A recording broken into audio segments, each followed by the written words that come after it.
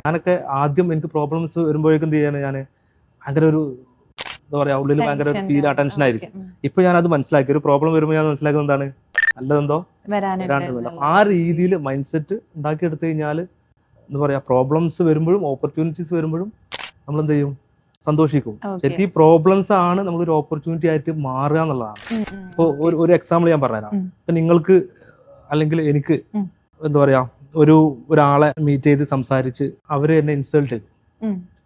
ശരിക്കും എന്റെ ലൈഫിൽ ചിലപ്പോൾ എന്താണ്, ആ ഒരു ഇൻസൾട്ടിങ് ചിലപ്പോൾ എന്ത് ചെയ്ത് ഫീൽ ചെയ്തിട്ടുണ്ടാവും. ഭയങ്കര ടെൻഷനും അല്ലെങ്കിൽ എന്താ പറയാ, ആ ഒരു ഇൻസിഡന്റ് ആയിരിക്കും ചിലപ്പോൾ നെക്സ്റ്റ് സ്റ്റെപ്പിലേക്ക് നമ്മൾ എന്ത് ചെയ്യുക, ഉയർത്തി കൊണ്ടുവരാം. കാരണം ആ ഒരു സംഭവങ്ങൾ ഉള്ളിൽ ഇങ്ങനെ കിടക്കുന്നിടത്തോളം കാലം എന്ത് ചെയ്യും, നമ്മൾ അടുത്തൊരു കാര്യം അല്ലെങ്കിൽ അതിന് ഓപ്പോസിറ്റ് ആയിട്ടുള്ള കാര്യം ചെയ്ത് കാണിച്ചു കൊടുക്കണം എന്നുള്ള ഉള്ളിലൊരു ഫയർ വരും.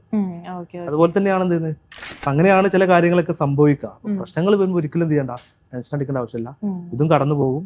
അപ്പുറത്തേക്ക് അവിടെ ഒരു രീതി